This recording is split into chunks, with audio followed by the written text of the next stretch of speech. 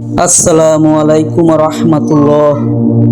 সর্বশ্রেষ্ঠ নবীর হজরত মুহাম্মদ সাল্লাল্লাহু আলাইহি সাল্লাম দুনিয়াতে এসেছেন শেষ নবী হয়ে, কিন্তু নবীজির নবুয়ত নির্ধারণ হয়েছে অনেক আগে। এই বিষয়ে সহিহ হাদিসে এসেছে, আবু হুরায়রা রাদিয়াল্লাহু তাআলা আনহু বলেন, লোকেরা প্রশ্ন করল, হে আল্লাহর রাসূল, আপনার নবুয়ত কখন অবধারিত হয়েছে? জবাবে তিনি বলেন, যখন আদম আলাইহিস সালাম তার শরীর ও রূহের মধ্যে ছিলেন। সুনানে তিরমিজি, হাদিস নাম্বার 3609। নবীজি দুনিয়াতে 40 বছর বয়সে প্রথমে ওহী লাভের মাধ্যমে নবুয়ত প্রাপ্ত হন। এর আগে তিনি আল্লাহর ইবাদত করতেন এবং সব রকম গুনাহ থেকে, যাবতীয় ত্রুটি থেকে মুক্ত থাকতেন। যেহেতু তিনি আল্লাহর নির্ধারিত নবী, তার শুভ আগমন কেন্দ্র করে এবং শিশু অবস্থায় বিভিন্ন অলৌকিক ঘটনাও প্রকাশ হয়েছে।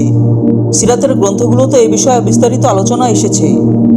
নবীজির কাছে একসময় নির্জনতা প্রিয় হয়ে যায়।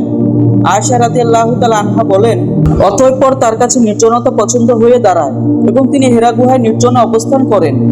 আপন পরিবারের কাছে ফিরে এসে কিছু খাদ্য সামগ্রী সঙ্গে নিয়ে যাওয়ার আগে সেখানে তিনি একলাগারে বেশ কয়েকদিন ইবাদতে মগ্ন থাকতেন। অতঃপর খাদিজা রাদিয়াল্লাহু তাআলা আনহার কাছে ফিরে এসে আবার সেই সময়ের জন্য কিছু খাদ্যদ্রব্য নিয়ে যেতেন। সহিহ বুখারী, হাদিস নাম্বার 3। মাস খানেকের জন্য তিনি হেরা গুহায় চলে যেতেন। বিশেষত প্রত্যেক বছর রমজানে তিনি সেখানে অবস্থান করতেন।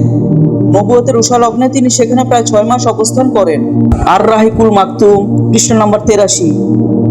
হেরা গুহা বেছে নেওয়ার কিছু ঐতিহাসিক কারণও আছে, যেমন এখান থেকে কাবা দেখতে পাওয়া, নির্জনতা এবং এখানে দাদা আব্দুল মুতালিবের ইতিকাফ করা ইত্যাদি। সিরাতে ইবনে হিশামে লেখা হয়, ইসলাম আগমনের আগেও কুরাইশরা রমজানে মূর্তি পূজা ছেড়ে পাহাড়ে গিয়ে ইব্রাহিমী ধর্মমতে ইবাদত বন্দেগী করত। রাসূলুল্লাহ সাল্লাল্লাহু আলাইহি সাল্লাম প্রতি বছর রমজানে নির্জনে আল্লাহর ইবাদত করতেন। সিরাতে ইবনে হিশাম, পৃষ্ঠা 53। কথিত আছে, কুরাইশের ভেতর সর্বপ্রথম রাসূলুল্লাহ সাল্লাল্লাহু আলাইহি সাল্লামের দাদা নির্জনতা বেছে নেন এবং গারে হেরা ইতিকাফ করতেন। বার্ধক্যে মহানবী সাল্লাল্লাহু আলাইহি সাল্লাম তার সঙ্গী হয়েছিলেন। পরবর্তীতে দাদার স্থানে তিনি ইতিকাফ শুরু করেন। চাচারাও তাকে স্থান ছেড়ে দেন। সিরাতে ইবনে হিশাম, পৃষ্ঠা 53, ফাতাহুল বারি, খণ্ড 12, পৃষ্ঠা নাম্বার 355। তবে কারো কারো মতে তিনি দ্বীনে হানিফ অনুসারে ইবাদত করতেন। দ্বীনে হানিফ হল ইব্রাহিম আলাইহিস সালামের প্রবর্তিত শিরকমুক্ত ইবাদত পদ্ধতি, যার কিছুটা এখনো আরবে অবশিষ্ট ছিল। নবুয়ত লাভের আগে রাসূলুল্লাহ সাল্লাল্লাহু আলাইহি সাল্লাম যে পদ্ধতিতে ইবাদত করুন না কেন, তিনি কখনো শিরক করেননি। সমগ্র আরবে মূর্তি পূজা ছড়িয়ে পড়লেও তিনি কখনো তাতে লিপ্ত হননি। মাজমাউল জাওয়াদ, খণ্ড 2, পৃষ্ঠা নাম্বার 228। নবুয়তের আগে তিনি যে পদ্ধতিতে যে ইবাদত করেছেন তা হেদায়েত বা চূড়ান্ত আসমানি নির্দেশনা ছিল না। এজন্য পবিত্র কোরআনে বলা হয়েছে, তিনি তোমাকে পেলেন পথ সম্পর্কে অনবহিত, অতঃপর তিনি পথের নির্দেশ দিলেন। সূরা দুহা, আয়াত 7। রাসূলুল্লাহ সাল্লাল্লাহু আলাইহি সাল্লামের বয়স 40 হওয়ার পূর্বে কিছু বিশেষ পরিবর্তন পরিলক্ষিত হলো। তিনি একাকী হেরা গুহায় গভীর ধ্যানে নিমগ্ন থাকতে শুরু করেন।